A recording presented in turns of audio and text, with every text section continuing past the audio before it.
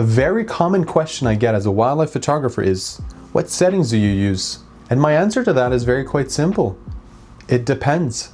In this video, I'm going to walk through my camera setup, my settings, shortcuts that I use, as well as how all of these come together to give me nice sharp images of the beautiful wildlife around us. And stick around until the end. I'll share with you an important tip to help you find wildlife that truly made a huge difference for me. I just want to preface this video by saying that certain names of settings that I will be talking about today might be called something different on your camera or your system, but most systems all have the same settings. When I'm shooting wildlife photography, I'm typically using my OM1 Mark I by OM Systems combined with the Olympus 100 to 400 mm f5 to f6.3 IS. That's the first version. Now, I won't go too much into specifics with equivalents, but this camera uses a micro four thirds sensor, which is quite smaller than a full frame camera. Very easy math. Take any focal length from micro four thirds and double it to give you an equivalent in full frames. So in terms of full frame, this lens gets me 200 to 800 mm. As to why I use this system compared to Canon or Sony or even Nikon, well, to me it's very fun to use. It's a small compact camera, very small system, and it has some of the best weather sealing on the market. That is very useful when you're in nature trying to do wildlife photography. You won't get stopped by snow, cold, rain, and God knows in Canada we get lots of cold and lots of snow. Plus, the camera that I'm using has a 5-axis in-body image stabilization that comes in handy in very low light situations. Plus, considering that this lens goes down to f5, that's just more light coming into the sensor, enhancing the abilities in low light. Now let's get into core settings, starting with shooting mode. For wildlife photography, I use 3 main shooting modes. A for aperture priority, S for shutter speed priority, and M for manual. Depending on the situation I'm in, I'm going to use these settings in rotation. Let me break that down. I'm going to use A or aperture priority when I have a subject that's not moving too quick, but that's going in and out of lighting. Say you have a deer that's walking in and out of shadows. I'm going to set an aperture that I'm comfortable with. Let's say if I'm at 400 millimeters, I'm going to put it around 7, 8, and then I'm going to set my ISO to a respectable amount. Then the camera is going to decide the best shutter speed for the situation. Then I'm going to use shutter priority in situations where I have a fast moving subject and want to make sure I'm not going too low and capturing all of these moments. Let's say you found a majestic owl and it's perched on a tree, but you're just waiting for that beautiful moment where it takes off.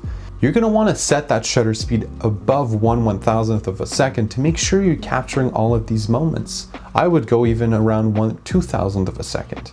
Then set your ISO to, again, something that is respectable depending on the light that you have available. And then the camera is going to set the aperture where it can. Just make sure you keep an eye on all of these settings because it can go up quite quickly and ruin your picture.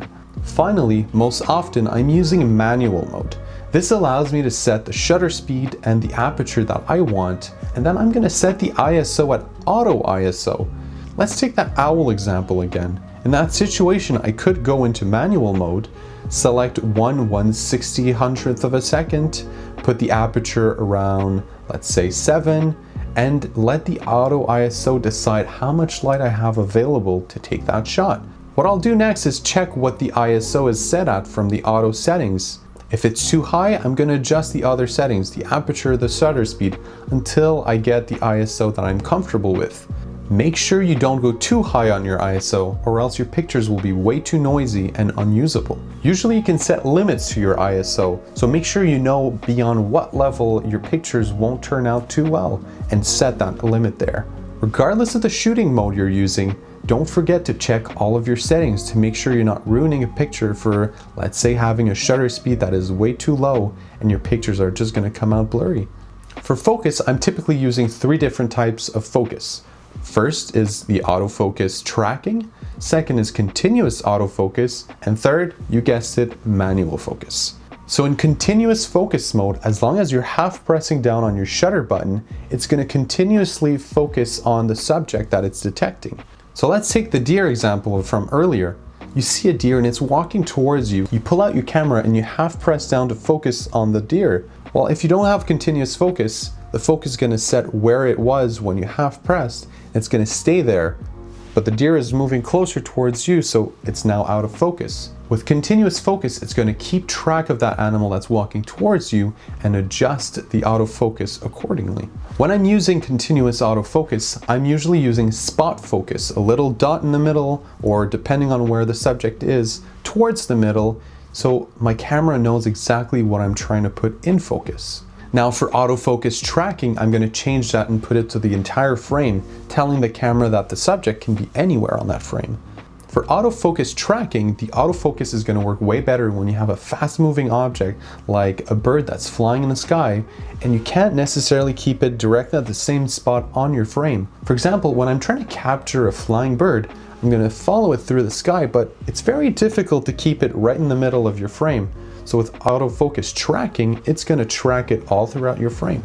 And finally, I'm going to use manual focus when the first two fail to get the proper focus I need to get my shot. For example, if I see an owl that's inside of trees and there's lots of branches in front of its face, while the autofocus will typically have a lot of difficulty finding that bird.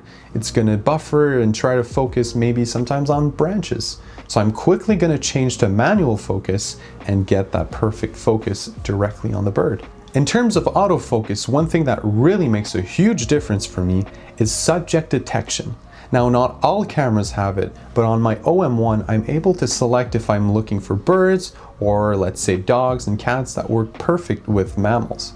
So subject detection is going to tell your camera what type of subject it's looking for and try to focus on its eyes, not on the tip of its beak or its nose. And that's what you're looking for in your wildlife photos. You don't necessarily want to focus on the tip of the beak or the tip of the nose, because depending on how narrow your focus area is, well, the face might be out of focus.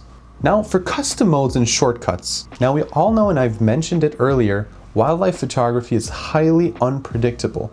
So having shortcuts and knowing your camera is a non-negotiable. Just knowing your camera settings and having shortcuts is not only going to help you get the best picture quicker, but it might also enhance your experience where you're not going to be stressed to find the perfect setting and get the perfect shot. You're going to be more calm and confident.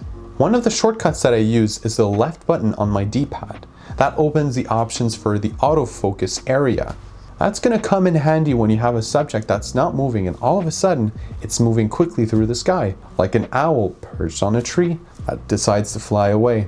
Then my second shortcut is going to be the right button on my D-pad, and that's going to be my switch between automatic and manual focus.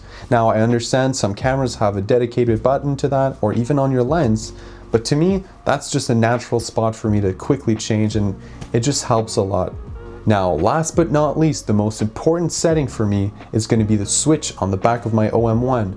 I have a 1-2 switch on the back of my OM1 that lets me switch between continuous focus and autofocus tracking, which we've talked about earlier. In fast-changing situations like wildlife photography, I can quickly switch that button and I'm ready for the next shot. Now, speaking of manual focus, I've also added focus peaking whenever I'm using manual focus. This allows me to visualize what's in focus in the frame by highlighting it. On my OM1 camera, that's in the autofocus, manual focus assist buttons, and focus peaking. Now, it might be called something different on your camera, but it should be somewhere around those settings. Note that on most cameras, you can also change the color of the focus peaking. Now, for the tip that I wanted to share with you today, not everyone's gonna like it, but do your research.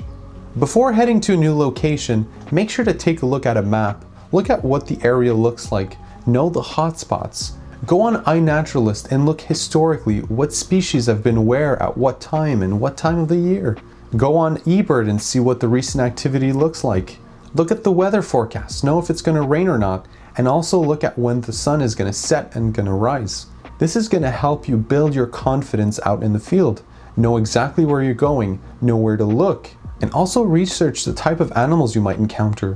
Where do they live? What type of habitat do they have? What time of the day are they out? And what do they feed on? Not only will this help you understand what you're shooting and what you're walking into, but it's going to build your confidence. You'll be more comfortable in wildlife, know what to do, and you'll spend less time second guessing yourself, spending more time taking the pictures and looking at the wildlife you so love. Now remember, when you're doing wildlife photography, the most important thing is not the shot. The most important thing is your well-being and the well-being of animals around you. So keep that in mind when you're doing wildlife. Now, if you have questions at all, please don't hesitate and drop a comment down below. Maybe you want to have a breakdown of something more specific. Thank you so much for watching today, and I hope this video at least helps you out just a little bit. And don't forget to stay curious and keep exploring. Have fun with photography.